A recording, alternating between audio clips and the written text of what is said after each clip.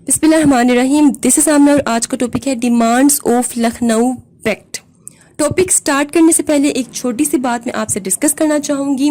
देखिए, लोग समझते हैं कि डॉक्टर इंजीनियर की ही फील्ड है, या कुछ लोग समझते हैं कि बस सीएसएस ही सब कुछ है।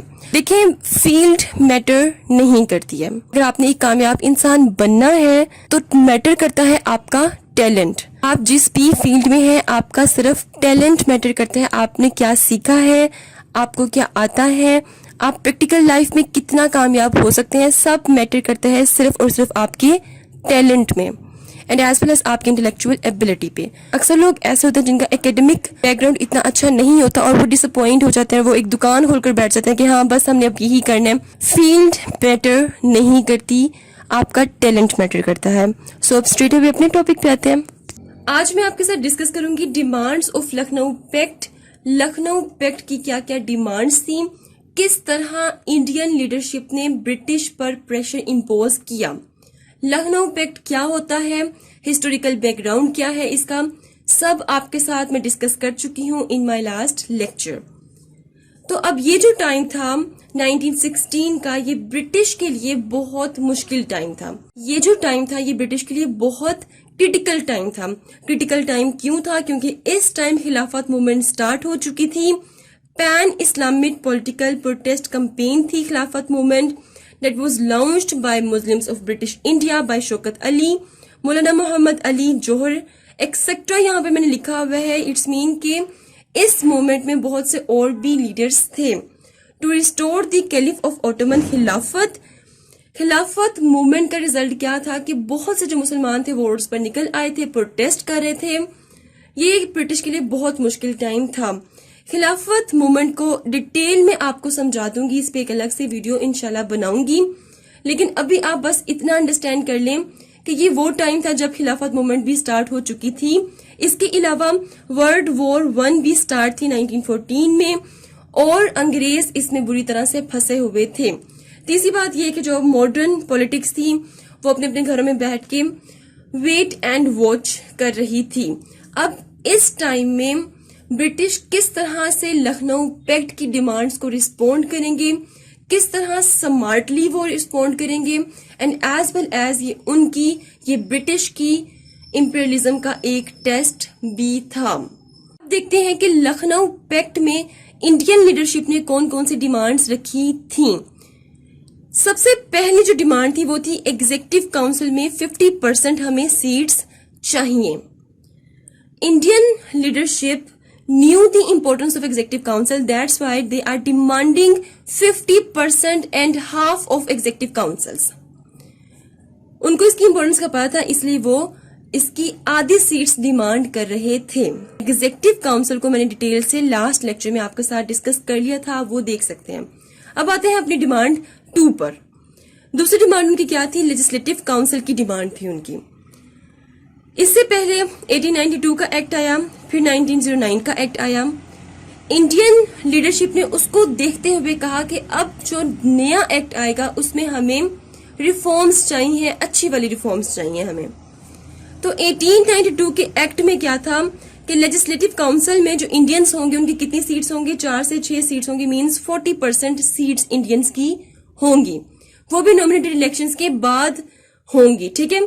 देन 1909 में 60 सीट्स दे दी गई, जिसमें अगर आपको याद हो तो 6 जो सीटें थी वो मुसलमानों की अलग की गई थी। अब वो क्या चाह रहे हैं? वो कहते हैं कि ठीक है, हमने 1892 का एक्ट भी देखा, 1909 का एक्ट भी देखा, अब हम चाहते हैं कि जो नेक्स्ट एक्ट आए उसमें आप हमें 150 सीट्स दें। मींस हमारी 80% सीट्स होनी चाहिए लेजिस्लेटिव काउंसिल में। लेजिस्लेटिव काउंसिल में उन्होंने 2 डिमांड्स रखी हैं। एक तो उन्होंने ये कहा ना कि हमें 150 सीट्स चाहिए, दूसरा उन्होंने कहा कि हमें लेजिस्लेटिव काउंसिल में डिसीजन मेकिंग की पावर भी मिलनी चाहिए। अब डिसीजन मेकिंग की पावर कब मिल सकती है इंडियंस को? जब लेजिस्लेटिव काउंसिल में उनकी 80% सीट्स होंगी। मींस अगर लेजिस्लेटिव काउंसिल में उनकी मेजोरिटी होगी तब ही उनको डिसीजन मेकिंग की पावर मिल सकती है। क्लियर? सो लेजिस्लेटिव काउंसिल में उन्होंने 2 डिमांड्स की हैं। एक क्या किया कि हमें 150 सीट्स चाहिए, दूसरा उन्होंने कहा है कि हमें डिसीजन मेकिंग की पावर भी चाहिए, मतलब हम खुद से बिल अप्रूव कर सकें, बिल को रिजेक्ट कर सकें, हमारे पास ये सारे डिसीजंस होने चाहिए। इन डिमांड्स का क्या रिस्पॉन्स दिया ब्रिटिश ने? ब्रिटिश ने कहा कि जी आप ठीक कह रहे हैं, हमें डेमोक्रेसी को फ्लरिश करना चाहिए और हम डेमोक्रेसी को फ्लरिश करेंगे with bicameral legislature. Legislative council में जब वो इतनी सीट्स मांग रहे हैं तो एक तरह से वो डेमोक्रेसी डिमांड कर रहे हैं। तो ब्रिटिश ने कहा कि आप ठीक कह रहे हैं, आप डेमोक्रेसी एक तरह से लेना चाह रहे हैं, हम खुद भी डेमोक्रेसी को फ्लरिश करना चाहते हैं, लेकिन हम डेमोक्रेसी को फ्लरिश करेंगे विद बाय कैमरल लेजिस्लेचर के साथ। अब बाय कैमरल लेजिस्लेचर क्या होता है वो देखते हैं। Now let's understand bicameral legislature and unicameral legislature. First, we will understand unicameral legislature. All members deliberate and vote as a single group. Unicameral legislature में क्या होता है कि एक ही हाउस होता है, एक ही असेंबली होती है या फिर एक ही चैम्बर होता है जिसमें तमाम लेजिस्लेचर्स उनसे वो वोट करते हैं, ठीक है। लेकिन बाइकैमरल में क्या होता है कि जितने भी लेजिस्लेचर्स होते हैं उनकी दो सेपरेट, इसको याद रखना है, मैंने कहा है दो सेपरेट असेंबलीज होती हैं या फिर चैम्बर्स होते हैं या फिर हाउसेस होते हैं। तो अब दो हाउसेस होंगे या फिर दो असेंबलीज होंगी या फिर दो चैम्बर्स होंगे ब्रिटिश इंडिया में। जो पहला हाउस होगा उसमें क्या होगा कि इलेक्टेड रिप्रेजेंटेटिव्स होंगे, मतलब कि वो रिप्रेजेंटेटिव्स जिनको लोगों ने इलेक्ट करके असेंबली में भेजा है। दूसरे में equality for all units of state, मतलब एक जो स्टेट होगी उसके जितने भी यूनिट्स होंगे उन सबको बराबरी दी जाएगी। तो बाइकैमरल लेजिस्लेचर में दो हाउस होते हैं, जैसे कि इस टाइम पाकिस्तान में भी बाइकैमरल लेजिस्लेचर है। पाकिस्तान में क्या है जी, पाकिस्तान में नेशनल असेंबली है, पाकिस्तान में सेनेट है। तो ये दोनों क्या है, दो हाउसेस हैं पाकिस्तान के। इट्स मीन दैट पाकिस्तान में बाइकैमरल लेजिस्लेचर है। अब लखनऊ पैक्ट में इंडियन लीडरशिप क्या डिमांड कर रही है? इंडियन लीडरशिप ये डिमांड कर रही है कि हमें लेजिस्लेटिव काउंसिल की 150 सीट्स चाहिए। ब्रिटिश ने बहुत स्मार्टली प्ले किया, यहाँ पे एक सोची समझी इंटरप्रिटेशन हमारे सामने रख दी गई है। देखिए लखनऊ पैक्ट की लीडरशिप ने क्या डिमांड किया था, 150 सीट्स। कुछ हद तक उनकी डिमांड मानी, मतलब उनको 145 सीट्स दे दी, लेकिन लेजिस्लेटिव काउंसिल का नाम चेंज करके इंडियन लेजिस्लेटिव काउंसिल रख दिया गया। लेकिन सारी की सारी अथॉरिटी किसको दे दी गई है? काउंसिल ऑफ स्टेट, मतलब सेनेट को दे दी गई है सारी की सारी अथॉरिटी। चाहे सेनेट में इंडियन 34 सीट्स इनको दी गई है, लेकिन यहाँ पे नॉमिनेटेड इलेक्शंस नहीं होंगे, ब्रिटिश सिलेक्ट करके इनको लेकर आएंगे। तो अब यहाँ पे इंडियन लेजिस्लेटिव काउंसिल में जौन सा मर्जी बिल अप्रूव हो या रिजेक्ट हो कोई फर्क नहीं पड़ता, final authority council of state के पास ही होगी। डिमांड नंबर 3, अगर आपको याद हो तो शिमला डेपुटेशन में मुस्लिम लीडरशिप ने क्या डिमांड रखी थी? उन्होंने जुडिशरी की डिमांड की थी। उन्होंने कहा था कि मुसलमान एज अ जज होने चाहिए ब्रिटिश इंडिया में, ताकि इस्लामिक लॉज, इस्लामिक रूल्स के अकॉर्डिंग फैसले हो सके मुसलमानों के हक में। तो यहाँ पर भी जो इंडियन लीडरशिप है वो डिमांड करी है जुडिशरी की, बट एक न्यू वे में। इस तरह से उन्होंने जुडिशरी की डिमांड की है कि साफ साफ नजर आ रहा है कि ये बहुत वियनरी किस्म की लीडरशिप थी। उन्होंने डिमांड की that we want separation of judiciary and executive. हमें जुडिशरी और एग्जीक्यूटिव में एक सेपरेशन चाहिए ताकि ग्राउंड रूट लेवल पे इंडियंस पेनिट्रेट करें डिफरेंट डिपार्टमेंट्स में। अब इस डिमांड का, इस स्टेटमेंट का क्या मतलब है? Let's understand this. देखिए ब्रिटिश ऑफ इंडिया का एक गवर्नर जनरल होता था, मतलब कि जो सेंटर की जो पॉलिटिक्स थी उसका एक गवर्नर जनरल होता था, जिसके नीचे एग्जीक्यूटिव काउंसिल और लेजिस्लेटिव काउंसिल होती थी, ठीक है। इसके अलावा जितने भी प्रोविंसेस होते थे उन सब के अलग अलग से गवर्नर होते थे। अब ये जो सेंटर का जो गवर्नर जनरल था, ये हर प्रोविंस के गवर्नर को क्या करता था? अपॉइंट करता था। अब हर प्रोविंस के गवर्नर के अंडर एग्जीक्यूटिव काउंसिल और लेजिस्लेटिव काउंसिल होती थी। इस पॉइंट को आपने याद रखना है क्योंकि ये अगली बहुत सी डिमांड्स के साथ जुड़ा हुआ है। अब हर प्रोविंस में हाई कोर्ट होती थी, हर प्रोविंस में क्या होती थी, हाई कोर्ट होती थी, कोई फेडरल कोर्ट तब तक नहीं थी। अब उस टाइम सिस्टम क्या चल रहा था कि जो जज हाई कोर्ट में परफॉर्म कर रहा है, अपनी खिदमात पेश कर रहा है इंडियंस को, वही जज एग्जीक्यूटिव काउंसिल में भी प्रोविंस के गवर्नर के साथ मिलकर डिफरेंट डिपार्टमेंट्स के काम सर अंजाम दे रहा है। मतलब एक पर्सन एट अ टाइम दो दो ड्यूटीज परफॉर्म कर रहा है। मतलब एक टाइम में वो जज के तौर पर हाई कोर्ट में अपने फर्ज अदा कर रहा है, दूसरे टाइम में वो एग्जीक्यूटिव काउंसिल में प्रोविंस के गवर्नर के साथ मिलके ब्रिटिश इंडिया के दूसरे डिपार्टमेंट्स को देख रहा है। तो अब इंडियन लीडरशिप ने ये डिमांड की है कि ये क्या चक्कर है कि एक पर्सन दो दो ड्यूटीज परफॉर्म कर रहा है। उन्होंने कहा कि हम प्रोविंसेस में हाई कोर्ट्स में देखते हैं कि deputy commissioner, assistant commissioner as a जज नजर आ रहा है, इनका क्या काम है जुडिशरी से। उन्होंने कहा हम ये चाहते हैं कि आप पावर को सही तरह से डिवाइड करें, एक पर्सन एट अ टाइम एक ही काम करें, दो दो ड्यूटीज परफॉर्म ना करें।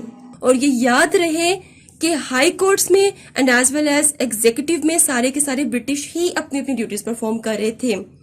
अब ये डिमांड रखने की क्या वजह थी? ये डिमांड रखने की वजह ये थी कि जब एक पर्सन एक ही ड्यूटी परफॉर्म करेगा तो मुसलमानों के लिए, तो हिंदुओं के लिए रास्ते बनेंगे, उनकी डिफरेंट डिपार्टमेंट्स में अपॉइंटमेंट्स हो सकती हैं। सो इट्स क्लियर कि थर्ड डिमांड उनकी क्या थी। ये डिमांड्स पूरी होंगी नहीं होंगी ये तो पता चलेगा नेक्स्ट रिफॉर्म्स जब आएंगी तब देखेंगे। लेकिन यहाँ पे आप थोड़ा सा अपनी चीजों को रिलेट करें। देखिए शिमला डेपुटेशन में मुस्लिम लीडरशिप ने जो जो डिमांड्स रखी थी, लाइक उन्होंने एग्जीक्यूटिव की, जुडिशरी की and as well as legislative की डिमांड रखी थी ब्रिटिश के आगे। लखनऊ पैक्ट में भी सबसे पहले वो डिमांड्स रखी गई। आपने देखा कि मैंने आपके साथ 3 डिमांड शेयर की हैं, वो कौन कौन सी की हैं, लेजिस्लेटिव की, एग्जीक्यूटिव और जुडिशरी की। इट्स मीन कि लखनऊ पैक्ट में भी जो मुस्लिम लीडरशिप है वो बहुत अपना एक इफेक्टिव रोल प्ले कर रही है। अब ये याद रहे आपको कि लखनऊ पैक्ट में जो 4 पॉइंट्स है वो इत्तेहाद के पॉइंट्स है। किस चीज के इत्तेहाद के पॉइंट्स थे? वो ऑल इंडिया मुस्लिम लीग और कांग्रेस के इत्तेहाद के पॉइंट्स थे। लेकिन इत्तेहाद के पॉइंट्स के साथ ये एक कंप्लीट पैकेज है, ये एक कंबाइंड पैकेज जिसमें हर चीज को डिस्कस किया गया। Let's discuss demand 4 and 5। पहले डिमांड 4 देखते हैं। प्रोविंशियल ऑटोनॉमी चाहिए अब इंडियन लीडरशिप को। उन्होंने कहा कि हमें सूबों के लेवल पर सूबाई खुद मुख्तारी चाहिए। अभी तक क्या हो रहा था ब्रिटिश इंडिया में, जितने भी सूबे थे उसमें गवर्नर होता था, गवर्नर की अपनी एग्जीक्यूटिव एंड लेजिस्लेटिव काउंसिल होती थी, हाई कोर्ट होती थी, हाई कोर्ट को चीफ कोर्ट भी कहते हैं, वहां पे भी ब्रिटिश होता था। तो एक तरह से सूबों में ब्रिटिश का होल्ड था। अब इंडियन लीडरशिप कह रही है कि आप हमें सूबाई खुद मुख्तारी दें, हम वहां पर हुकूमत करेंगे, अपने सूबों में हम खुद हुकूमत करेंगे। ठीक है, मिसाल के तौर पे उन्होंने कहा है कि जितने भी फॉरेन एक्सचेंज के मैटर्स होंगे, डिपार्टमेंट्स होंगे, कस्टम्स के डिपार्टमेंट्स होंगे, वो सारे देख लें प्रोविंस का गवर्नर, बाकी जितने भी डिपार्टमेंट्स होंगे वो हम खुद टैकल कर लेंगे, वो आपको टेंशन लेने की जरूरत नहीं है। तो आप हमें प्रोविंशियल ऑटोनॉमी दे दें। किस किस्म की खुद मुख्तारी? देखिए इस बात को मैं आपको इस तरह से समझाती हूँ कि इस टाइम पाकिस्तान में जो प्रोविंसेस हैं, जैसे पंजाब आ गया, सिंध आ गया, बलूचिस्तान आ गया, केपीके आ गया, इन सब को प्रोविंशियल ऑटोनॉमी दी हुई है। अब इस डिमांड पे ब्रिटिश का क्या रिस्पॉन्स आया? ये एक रियल टेस्ट था ब्रिटिश का। ब्रिटिश ने रिस्पॉन्ड किया कि dual form of government introduce करवा देते हैं सूबों में। मतलब ये कि ब्रिटिश ने कहा कि आप ठीक कह रहे हैं, डेमोक्रेसी होनी चाहिए, हम खुद डेमोक्रेसी को फ्लरिश करना चाहते हैं, लेकिन हम ऐसे तो नहीं अथॉरिटी आपको दे सकते प्रोविंसेस की। हम पहले आपको ट्रेन करेंगे, उसके बाद आपको कंप्लीट अथॉरिटी दे देंगे। याद रहे ये बहुत बड़ा धोखा था जो ब्रिटिश ने इंडियन लीडरशिप को देना चाहा। तो फाइनल ये हुआ कि डुअल फॉर्म ऑफ गवर्नमेंट को इंट्रोड्यूस करवाते हैं प्रोविंसेस लेवल पर। किस किस्म की गवर्नमेंट? मतलब कि प्रोविंसेस में गवर्नर जनरल भी होगा in administration and as well as जो इंडियन लीडरशिप है उनकी हुकूमत भी होगी। कुछ डिपार्टमेंट्स कौन देखेगा? गवर्नर देखेगा प्रोविंस का। कुछ डिपार्टमेंट्स इंडियन लीडरशिप देखेगी। जो डिपार्टमेंट्स इंडियन गवर्नमेंट को दिए गए उनको कहते हैं ट्रांसफर डिपार्टमेंट्स, और जो डिपार्टमेंट्स गवर्नर ऑफ प्रोविंस को दिए गए उनको कहते हैं रिजर्व्ड डिपार्टमेंट्स। ठीक है। अच्छा, अब ये फाइनल हुआ कि इंडियंस के पास जो ट्रांसफर डिपार्टमेंट्स होंगे वो कौन कौन से होंगे? वो होंगे एग्रीकल्चर का, हेल्थ का, एजुकेशन का, इस तरह के कोई और छोटे छोटे डिपार्टमेंट्स इंडियन गवर्नमेंट को दे दिए जाएंगे। और जो गवर्नर होगा उसके पास कौन कौन से डिपार्टमेंट्स होंगे? उसके पास रिजर्व डिपार्टमेंट्स होंगे, इसमें इरिगेशन आ जाएगा, फाइनेंस आ जाएगा, लॉ आ जाएगा। ठीक है। अब आप यहाँ पे नोट करें कि जब एग्रीकल्चर का डिपार्टमेंट इंडियंस को दे दोगे तो विदाउट एग्रीगेशन एग्रीकल्चर का डिपार्टमेंट किस तरह चल सकता है? अगर आप हेल्थ एजुकेशन सेक्टर इंडियंस को दे रहे हो तो without finance health education sector किस तरह चल सकता है? तो ये साफ साफ नजर आ रहा है कि छोटे छोटे डिपार्टमेंट्स दे तो दिए इंडिया की हुकूमत को, लेकिन जो मेन अथॉरिटी होती है, जो टफ डिसीजन मेकिंग होती है, वो उन्होंने अपने पास ही रखी थी। देन फिफ्थ डिमांड क्या थी? कि Indians elect governor general of province. Then Indian leadership ने ये भी डिमांड रखी थी कि प्रोविंस का जो गवर्नर जनरल होता है उसको लेजिस्लेटिव काउंसिल में जितने भी मेंबर इलेक्ट होकर आएंगे वो उसको अपॉइंट करेगा। किसको? गवर्नर जनरल ऑफ प्रोविंसेस को। ठीक है। अब इससे लास्ट वाली स्लाइड में मैं आपके साथ डिस्कस कर चुकी हूं कि प्रोविंस लेवल पे जो गवर्नर जनरल होता है उसको कौन अपॉइंट करता है? सेंट्रल लेवल का गवर्नर जनरल उसको अपॉइंट करता है। ठीक है। तो अब ब्रिटिश का रिस्पॉन्स क्या था? ब्रिटिश ने, आप समझे कि यहाँ पे उन्होंने अपनी हकीकत बयान कर दी थी। ब्रिटिश ने जो सेंटर लेवल पे सेंटर पॉलिटिक्स का जो गवर्नर जनरल होता है उसके पास ये अथॉरिटी होती है कि वो प्रोविंसेस के गवर्नर को अपॉइंट कर सकता है। उन्होंने सेंटर के गवर्नर जनरल से ये पावर लेकर किसको दे दी? ब्रिटिश क्राउन को दे दी। अब इंडियन लीडरशिप गवर्नर जनरल से तो बात कर सकती थी लेकिन ब्रिटिश क्राउन को क्रिटिसाइज नहीं कर सकती थी। Now demand number 6। अब ब्रिटिश इंडिया में क्या रूल था? वहां पर एक रूल था कि कोई भी चीज अगर सेंटर पॉलिटिक्स के गवर्नर जनरल ने अप्रूव करवानी है तो वो चीज सबसे पहले सेक्रेटरी ऑफ स्टेट तक पहुंचेगी इसकी काउंसिल के थ्रू, और ये सेक्रेटरी ऑफ स्टेट आगे ब्रिटिश पार्लियामेंट तक वो पहुंचाएगा। अगर ब्रिटिश पार्लियामेंट अप्रूवल देगी तो वो अप्रूव होगा, अदरवाइज वो अप्रूव नहीं होगा। तो अब इंडियन लीडरशिप ये डिमांड कर रहे हैं कि ये जो आपने सेक्रेटरी ऑफ स्टेट रखा हुआ है फॉर इंडियन अफेयर्स, ये क्यों रखा हुआ है आपने? पहली बात ये। दूसरी बात ये कि इसके अंडर जो काउंसिल और इसमें हमेशा 15 से ज्यादा ही लोग होते हैं, ये आपने किस बेस पे बनाई हुई है? और तीसरी बात ये कि सेक्रेटरी ऑफ स्टेट और काउंसिल जो है इसको आप इंडियन के खजाने से पैसे देते हैं, सैलरीज देते हैं इनकी, क्यों देते हैं? उन्होंने कहा कि अगर आपने सेक्रेटरी ऑफ स्टेट रखना है, अगर आपने काउंसिल इसकी ऐसे ही रखनी है तो आप इनकी जो पे है वो लंदन के खजाने से दें। आप यहां से क्यों इनको पे दे रहे हैं इंडियन खजाने से? तो ब्रिटिश ने कहा कि ये आपको सर्व करते हैं इसलिए। तो इंडियन लीडरशिप ने कहा कि हमारा कोई कंसर्न नहीं है, हमने आपसे डिमांड नहीं की कि आप सेक्रेटरी ऑफ स्टेट बनाएं, उसकी काउंसिल बनाएं। दूसरों ने डिमांड ये रखी कि आप ऐसा करें कि ये जो काउंसिल है इसको खत्म करें। आप क्यों इतने लोगों को पे कर रहे हैं? आप इस काउंसिल की जगह 2 असिस्टेंट रख लें सेक्रेटरी ऑफ स्टेट के। 2 असिस्टेंट भी बहुत सा काम कर सकते हैं, और जो आप 2 असिस्टेंट रखेंगे उनमें से एक आप ब्रिटिश रख लें, एक आप इंडियन रख लें, ताकि गवर्नर जनरल कोई भी मैटर सेक्रेटरी ऑफ स्टेट तक पहुंचाए तो उसमें इंडियन को पता हो कि हाँ ये चीज गई है और इसकी अप्रूवल आनी है, ये इसने रिजेक्ट होना है। अब ये भी डिमांड रखी गई। अब इस स्लाइड में सबसे पहले मैं आपके साथ डिस्कस करूंगी कि डिमांड नंबर 6 का ब्रिटिश ने क्या रिस्पॉन्स दिया था। उन्होंने SNE के चक्रों में बात डाल के पूरी की पूरी डिमांड को खत्म कर दिया। अब SNE बेसिकली क्या होता है? हम आईरोज सुनते हैं कि PPSC ने इतनी सीट्स निकाली हैं, PMS की ये वाली सीट्स आ गई हैं, इतनी सीटें आ गई हैं। देखिए, कोई भी डिपार्टमेंट होता है किसी भी स्टेट का, अगर उस डिपार्टमेंट में नई सीट्स को इंट्रोड्यूस करवाना है तो सबसे पहले उस डिपार्टमेंट के फाइनेंस ऑफिस से पूछा जाएगा कि क्या आपके पास इतना रेवेन्यू है कि आप इनको पे कर सकेंगे। देन उसके बाद सीट्स अनाउंस होती हैं। तो जब इंडियन लीडरशिप ने कहा कि आप काउंसिल खत्म कर दें और आप असिस्टेंट ऑफ सेक्रेटरी स्टेट बना दें, 2 बना दें, एक इंडियन का बना दें, एक ब्रिटिश का बना दें, ब्रिटिश ने कहा there is no need of creation of new seats, नई सीट्स को क्रिएट करने की जरूरत नहीं है। और जहां पे आप ये कह रहे हैं ना कि इंडियन के खजाने से इनको पे ना दीजिए, तो ठीक है हम नहीं देंगे, हम इनको ब्रिटिश के खजाने से दे देंगे। तो बात SNE के चक्रों में डाल के बात को खत्म कर दिया गया। Then demand number 7, right of discussion over bill. Indian leadership ने कहा कि असेंबली में कोई भी बिल आता है, कोई भी रिपोर्ट आती है, कोई भी इश्यू आता है, हमें उस पर डिस्कशन का राइट मिलना चाहिए। डिस्कशन का राइट का मतलब क्या हुआ कि अर्जेंटमेंट का राइट मिलना चाहिए। देखिए इस बात को मैं आपको एक छोटी सी एग्जांपल के साथ रिलेट करके समझाती हूँ। आजकल पाकिस्तान में PTI की गवर्नमेंट ने बिल इंट्रोड्यूस किया है असेंबली में और सारे ओपोजिशन चीख रहे हैं। अब ओपोजिशन हर दफा क्यों बोलते हैं बिल पे, बजट पे क्यों बोलते हैं? क्योंकि ये उनका राइट है। समटाइम क्या होता है कि कोई ऐसा इशू होता है, कोई ऐसी रिपोर्ट होती है, कोई ऐसा बिल होता है कि उस पे फौरन से फैसला नहीं किया जा सकता। तो असेंबली का जो हेड होता है वो कहता है कि अच्छा ऐसा करते हैं कि इस बिल को, इस रिपोर्ट को हम लंच ब्रेक के बाद डिस्कस करेंगे या इस रिपोर्ट को हम अगले सेशन में डिस्कस करेंगे। तो ये जो लंच के बाद डिस्कस करना, अगले सेशन में डिस्कस करना, इसे कहते हैं राइट ऑफ अर्जेंटमेंट।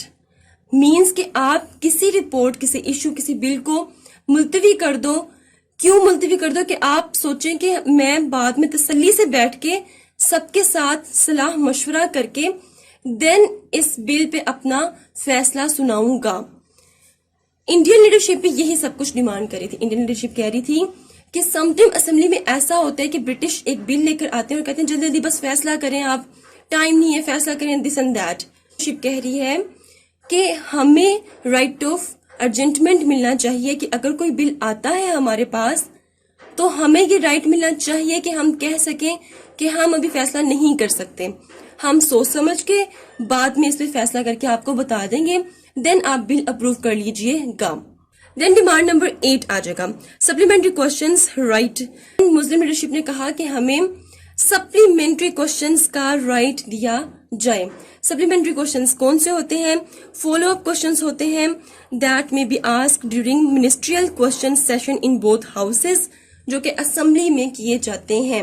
आप देखते होंगे नेशनल असेंबली का अगर आपने कभी सेशन सुना हो तो उसमें अक्सर अपोजिशन एक दूसरे से सवाल जवाब कर रहे होते हैं, तो इन्हें कहते हैं सप्लीमेंट्री क्वेश्चंस। ठीक है, तो उस टाइम क्या होता था कि ब्रिटिश से अगर कोई इंडियन क्वेश्चन करता था तो ब्रिटिश को ये गवारा ही नहीं होता था कि वो उसका जवाब दे दें। तो इंडियन लीडरशिप ने कहा कि आप हमें सप्लीमेंट्री क्वेश्चंस का राइट दें कि अगर कोई बात हमें समझ नहीं आई है, हमें कोई मसला आ रहा है असेंबली में, तो हम सप्लीमेंट्री क्वेश्चंस को रेज कर सकें। इसका रिस्पॉन्स क्या था ब्रिटिश का? ब्रिटिश ने कहा कि अगर आपको कोई जवाब नहीं दे रहा, इट्स मीन कि ये कोई एथिकल इशू है। अब इसमें हम तो कुछ नहीं कर सकते ना, ये उस पर्सन का अपना एथिकल इशू है कि वो आपको जवाब क्यों नहीं दे रहा। उसके साथ उन्होंने ये भी कहा कि ये जो सप्लीमेंट्री क्वेश्चंस राइट है, इसके अलावा अर्जेंटमेंट का जो राइट है, कहते हैं कि जब असेंबली बनती है तो ये सारे राइट्स उस वक्त दे दिए जाते हैं सबको। अब अगर कोई आपको जवाब नहीं देगा तो उसमें हम कुछ नहीं कर सकते, वो उसका अपना पर्सनल एथिकल इशू है। सो यहाँ पे लखनऊ पैक्ट की जितनी भी डिमांड्स थी वो होती हैं खत्म। लेकिन आपको याद होना चाहिए कि मैंने आपको कहा था कि लखनऊ पैक्ट की डिमांड में 4 पॉइंट्स इत्तेहाद के भी हैं, अभी वो रहते हैं। अगर मैं वो भी यहाँ पे डिस्कस करूंगी तो ये जो वीडियो है वो 1 घंटे तक चली जाएगी और आप बोर हो जाएंगे। Right your questions in comment section below and hit the like and subscribe button if you haven't yet. मिलते हैं नेक्स्ट हॉट इशू के साथ। अंटिल देन मुझे अपनी दुआ में याद रखिए। Stay tuned and Allah Hafiz.